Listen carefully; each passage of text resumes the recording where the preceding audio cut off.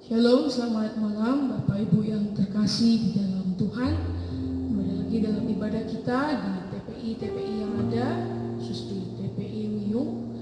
Percaya bahwa sekalipun masa-masa sulit yang boleh kita alami hari-hari ini, kiranya kasih Tuhan boleh senantiasa ada dalam kehidupan kita untuk menyertai kita. Sebelum kita masuk dalam pemberitaan firman Tuhan, kita rindu nyanyikan satu buah pujian, jadikan kami satu.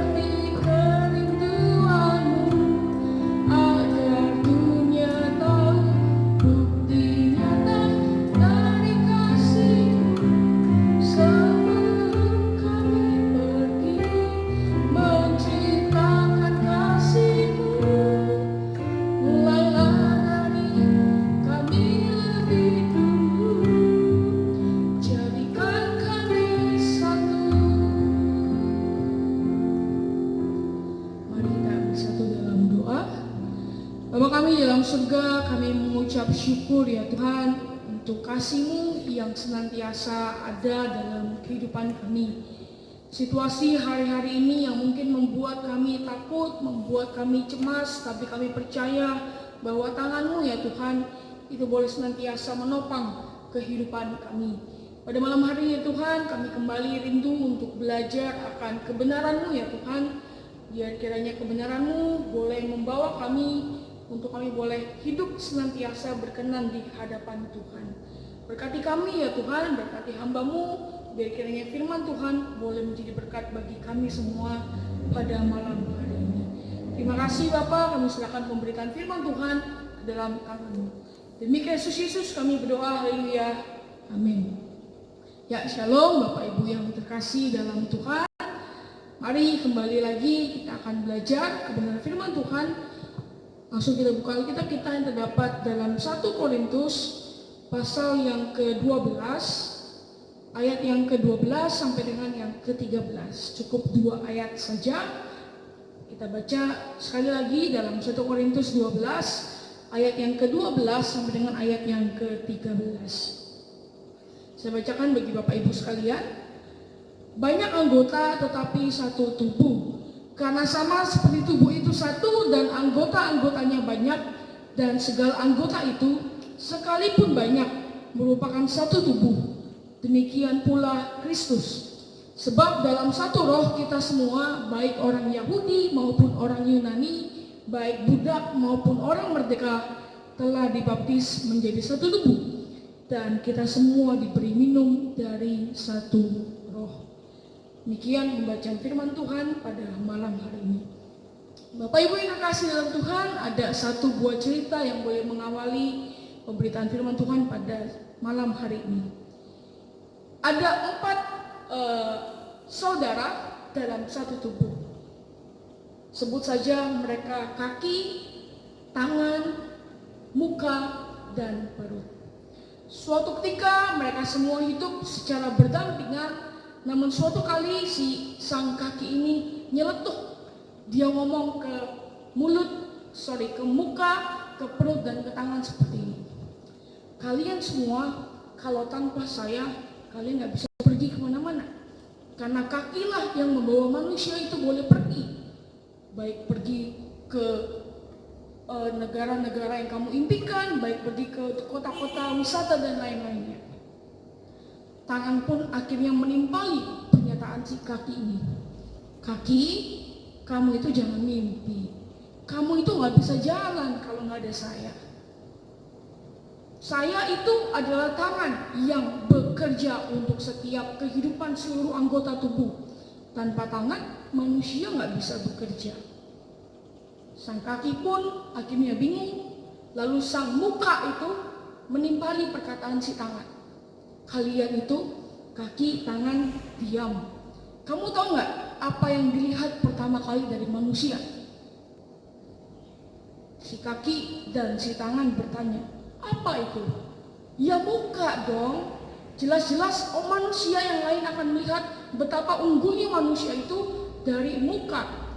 Baik itu tampan atau buruk atau jelek gitu ya. Nah, muka ini sombong. Karena apa? Ya setiap kali manusia bertemu dengan manusia lain, pasti manusianya akan melihat muka. Dan di dalam muka pun ada banyak panca indera yang ada. Ada telinga, ada mulut, ada hidung, dan lain-lain. Nah, si perut ini yang dari tadi diam, akhirnya ikut ngoceh. Kalian semua itu tuh nggak penting. Yang paling penting adalah perut. Karena tanpa perut, kalian semua mati, tidak bisa bergerak. Karena apa? Karena semua makanan masuknya ke perut. Nah, si muka, si kaki, dan si tangan akhirnya marah sama perut, dan mereka setuju bahwa mereka tidak akan memberi makan si perut selama beberapa hari. Nah, selama beberapa hari kemudian perut ini tidak mendapatkan makanan yang banyak. Namun yang aneh, bukan hanya perut saja yang sakit, tapi semua anggota itu sakit, termasuk mukanya lesu karena tidak dapat makan, termasuk tangannya lemah, tidak bisa bergerak, dan juga kakinya tidak bisa bergerak karena tidak punya kekuatan. Apa yang bisa kita tarik dari ilustrasi pada malam hari ini? Bahwa semua itu penting, perbedaan yang ada itu penting, tapi bagaimana kita bisa menyatukan semuanya itu yang lebih penting. Nah, pada malam hari ini Bapak Ibu sekalian, kita belajar dari kitab 1 Korintus terkhusus pasal yang ke-12. Apa yang ingin Paulus sampaikan bagi orang-orang Korintus pada saat itu? Kalau kita belajar, orang-orang Korintus pada saat itu adalah orang-orang yang penuh dengan karunia. Mereka memiliki banyak sekali karunia. Tapi yang menjadi satu permasalahan adalah mereka terlalu sombong sama karunia yang mereka miliki. Mereka berkata kepada satu yang lain, kalian semua tidak bisa bertumbuhan, tapi aku bisa bertumbuhan. Kepada yang lain lagi, orang itu berkata, kamu tidak bisa berbahasa Arab, tapi aku bisa berbahasa Arab. Banyak sekali karunia yang dimiliki oleh jemaat di Korintus, tapi mereka sombong. Dan akibat sombongan mereka, akhirnya terjadilah perpecahan yang terjadi di jemaat di Korintus. Jadi Bapak Ibu bisa baca dalam 1 Korintus pasal yang ketiga, di sana Paulus mengingatkan bahwa jemaat-jemaat di Korintus akibat kesombongan mereka pun menyombongkan diri mereka masing-masing. Aku dari golongan Apolos, aku dari golongan Paulus. Tapi yang benar adalah bukan Apolos maupun Paulus, tapi Kristuslah yang memberikan pertumbuhan.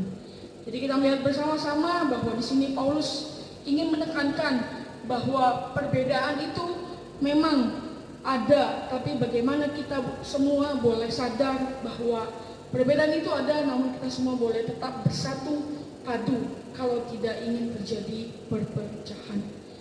Di ayat yang ke-11, kalau kita boleh baca bersama-sama, saya bacakan bagi Bapak Ibu sekalian. Sebab dalam satu roh kita semua, baik orang Yahudi maupun orang Yunani, baik budak maupun orang merdeka, telah dibaptis menjadi satu tubuh, dan kita semua diberi minum dari satu roh.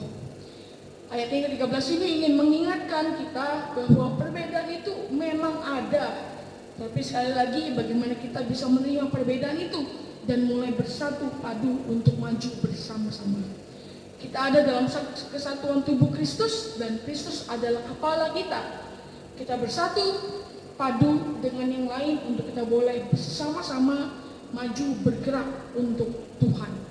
Memakai setiap karunia yang Tuhan berikan dalam kehidupan kita untuk kita boleh bersama-sama dan kita boleh membiarkan Tuhan sebagai kepala gereja atau kepala kita sebagai tubuh Kristus untuk menggerakkan kehidupan kita untuk kemuliaan bagi nama Tuhan.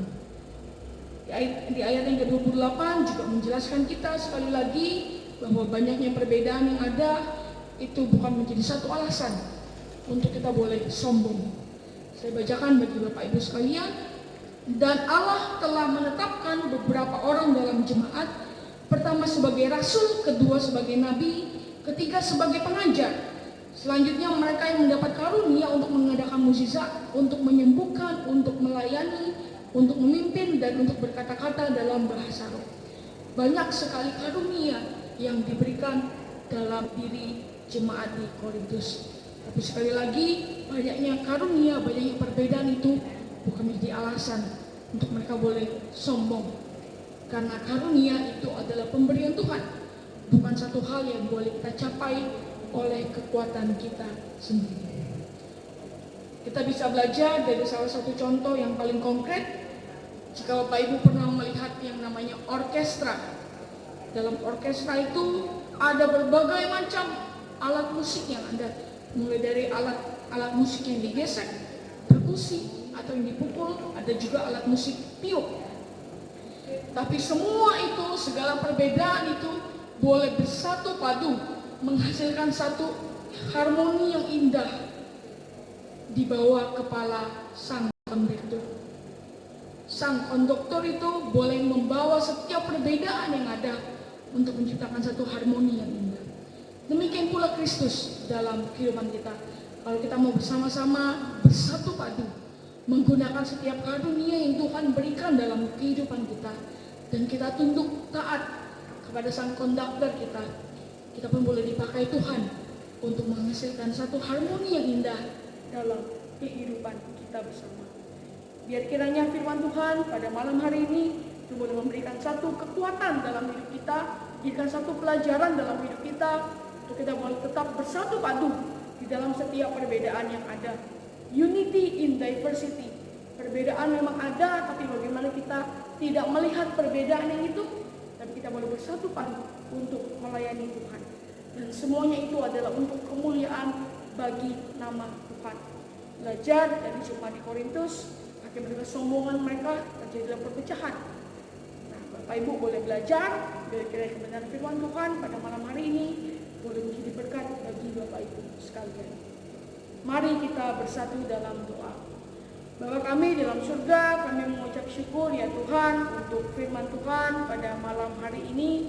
Biar kiranya kebenaran firman Tuhan boleh mengingatkan kami, mengajarkan kami ya Tuhan, bahwa kami adalah tubuh-Mu dan kami semua berharap akan Engkau ya Tuhan. Biar kiranya setiap apapun yang ada dalam diri kami, setiap karunia, talenta yang Tuhan berikan, untuk kami boleh menggunakan itu untuk kemuliaan bagi nama Tuhan. Kami tidak melihat bahwa adanya perbedaan yang ada itu boleh membuat kami jatuh atau kami iri, tapi kiranya perbedaan-perbedaan yang ada boleh kami gunakan untuk maju bersama-sama melayani Tuhan. Terima kasih ya Tuhan, Tuhan memberkati jemaat Tuhan yang ada. Kiranya di masa-masa sulit ini Tuhan juga senantiasa menyertai. Terima kasih Bapak, kami serahkan pemberitaan firman Tuhan ke dalam tangan-Mu. Demi Kristus Yesus kami berdoa, haleluya, amin. Bapak Ibu, selanjutnya kita akan mendengarkan pengumuman yang akan dibawakan oleh Pendeta Muda Rian. Salam jemaat Tuhan yang terkasih. Saya berharap bahwa kita semua dalam keadaan sehat-sehat dan selalu di dalam perlindungan Tuhan. Demikian tadi firman Tuhan sudah disampaikan oleh Saudara Thomas, kiranya boleh menjadi berkat bagi setiap kita semua. Bapak Ibu Saudara, kita akan mendengarkan beberapa pengumuman yang boleh mendapat perhatian bagi kita semua. Tetap mengundang dan tetap mengajak seluruh jemaat Tuhan dapat mengikuti setiap jadwal-jadwal dari kebaktian di gereja kita. Secara khusus untuk hari Minggu besok, baik di ibadah pagi maupun sore dalam pengharapan. Firman Tuhan di pagi hari akan disampaikan oleh Bapak Andi Sutanto dan di sore hari akan disampaikan oleh Bapak Pendeta Anugrah. Juga untuk link-link di ibadah-ibadah yang lain baik di Koblen, Bromo maupun di Gateway akan kami sharekan nantinya. Biar kita tetap dikuatkan dan diteguhkan bagi kebenaran firman Tuhan yang boleh kita dengarkan melalui pemberitaan firman Tuhan yang disampaikan. Demikian yang mendapat pengumuman bagi kita semua. Kiranya Tuhan senantiasa memberkati kita sekalian.